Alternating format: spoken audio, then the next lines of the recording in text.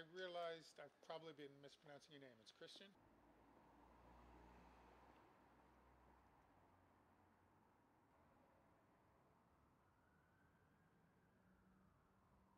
He will never be able to face a fair trial in the United States. He should not be extradited on the basis that he was simply doing journalism, a journalistic activity, and giving the political atmosphere in the United States, all the declarations that have been given there, makes it absolutely obvious that he cannot have a fair trial there. Appreciate it. Changed quite rapidly. It was quite pleasant an hour ago. Well, I'm glad you know. People in Congress and people in government. Let's not forget that Jeff Sessions had strong words. He said that it was an absolute priority to apprehend and get Julian Assange behind bars. Mike Pompeo, when CIA director, declared WikiLeaks a hostile intelligence agency, and etc. etc. So forth. It's a long list. No, I don't drive a Volvo. I have a rather cheap Toyota. Well, his mental and physical condition is reflecting the fact that he's been inside the Ecuadorian embassy for 7 years.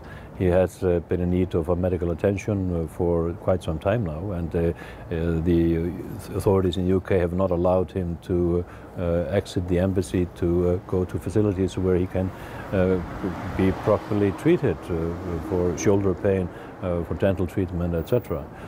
His mental condition is in a fairly good shape, considering the fact that he's been inside the embassy for 7 years. He's now in Belmarsh Prison, where his lawyers had a meeting with him this morning, Gareth Pierce, and he will be allowed to take visitors in a few days, which is a welcoming thing, not to have to go through the regime of the Ecuadorian embassy and at the mercy of the ambassador, who has denied arbitrarily visitors and dozens of journalists and friends throughout the last months and years. Stylish.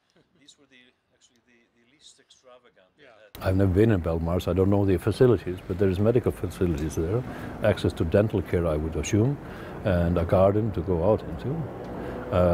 But comparing one prison to another and giving a star rating is not really what is on my mind here. What is on my mind here is that an innocent man is in prison now for doing his job as a journalist, and that's an outrage. And this extradition proceeding is a dangerous precedent that needs to be acknowledged as such, not the least by the members of the press. I personally find out basically through a call from his assistant that works with him in the embassy and witnessed the entire thing. Yeah. They are not really very practical. We knew this was going to happen at any point. When you're referring to averting crisis, that was Friday last week when we learned through reliable high-level sources that the expulsion would be imminent. It was averted temporarily because we learned about it and we published it.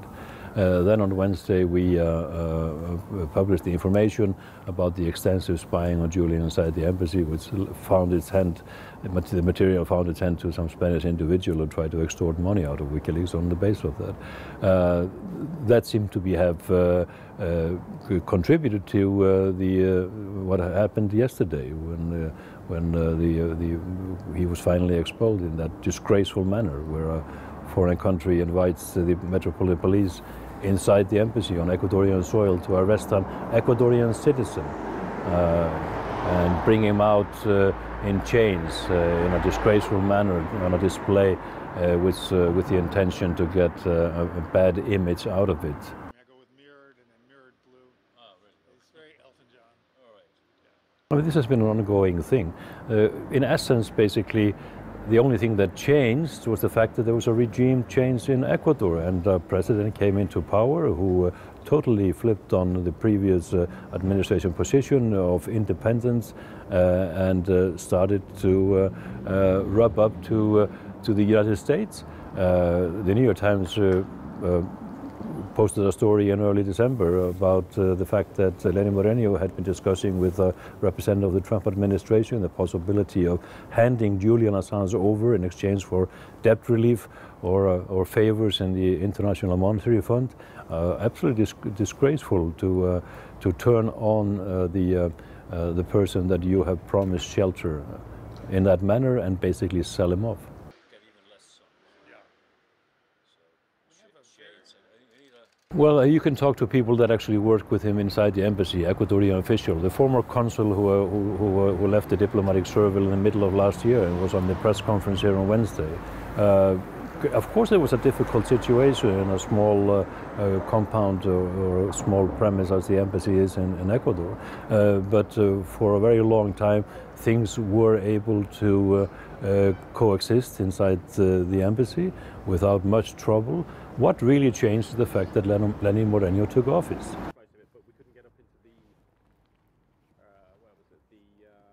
Consider the fact that a week earlier, the special rapporteur on privacy tried to enter the embassy and was turned away. And a new meeting was scheduled on April 25th, basically in a little more than a week's time. We were pretty certain that the Ecuadorians would probably throw him out of the embassy before that meeting took place. So it would have been a matter of days anyway, in my opinion.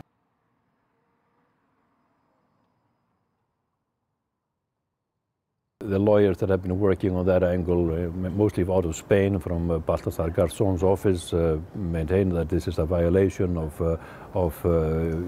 Ecuador's commitment, and they have brought the cases again before the Inter-American Courts of Human Rights, and they will file new cases, as I believe.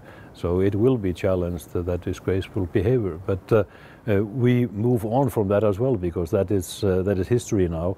We now have in front of us the real enemy, which is the extradition to the United States, which we've been saying all along is the ultimate thing that we need to fight, and not just for Julian Assange, not just for WikiLeaks, but for press freedom.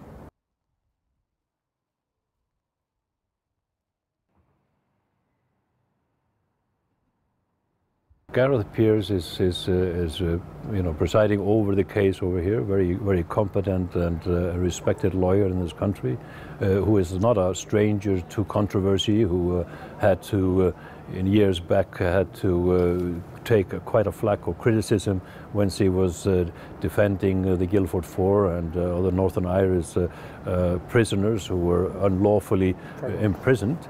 And so she is a person of integrity and knows the law, and she will coordinate that legal fight.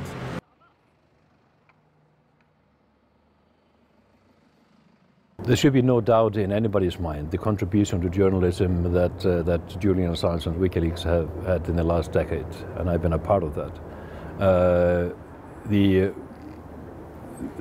Which is multifold, and it would take me a bit of a time to just go through all of that. You talk about politics. There is no doubt in my mind, in anybody's mind, to take a second look at the entire thing. This is a politically motivated persecution against a journalist. And that is the essence of how we will fight it. That is the essence of the case, and it has been such throughout the years.